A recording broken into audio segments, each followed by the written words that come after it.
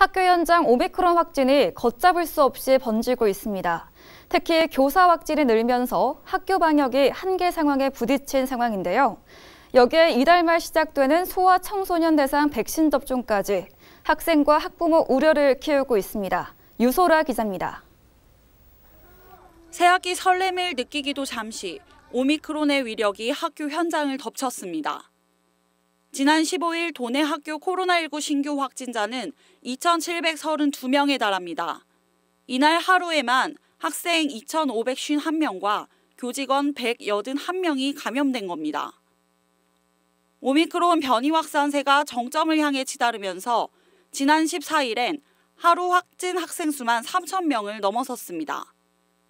충북 도교육청에 따르면 이달 들어 15일까지 확진된 학생은 19,000여 명, 학생 10명 가운데 1명이 감염된 셈입니다.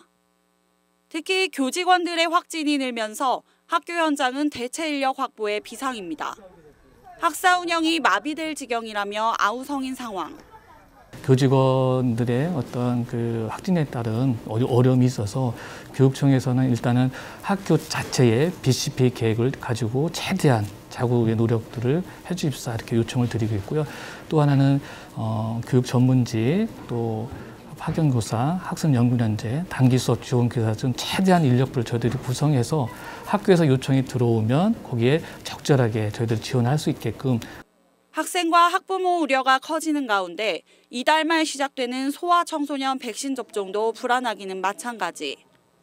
백신 효과에 대한 신뢰도가 낮아진 데다 부작용 우려로 백신을 맞히지 않겠다는 학부모들이 적지 않은 상황입니다. 백신 접종 안 맞히고 싶거든요. 아직 안전성도 완전히 저기된 게 아니라서 네. 네, 아직은 저희 아이는 맞히고 싶지 않습니다. 실제로 전문가들도 소아 청소년 백신 접종이 장기적으로 큰 효과를 기대하기는 어렵다고 보고 있습니다. 소아의 경우는 성인보다 백신으로 인한 이익이 좀 더 적습니다. 즉, 백신의 단기적인 효과는 기대할 수 있으나 장기적인 효과와 예방은 기대하기 어려운 것이 실제의 상황입니다.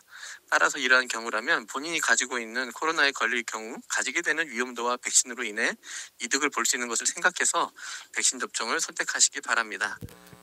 또다시 학교 문이 닫히는 건 아닌지 학교 현장 방역에 초비상이 걸린 가운데 소아 청소년 백신 접종 실효성에 대한 보다 정확한 근거 제시, 여기에 교육 현장 현실을 반영한 추가 방역 대책 마련이 시급합니다. HCN 뉴스 유소라입니다.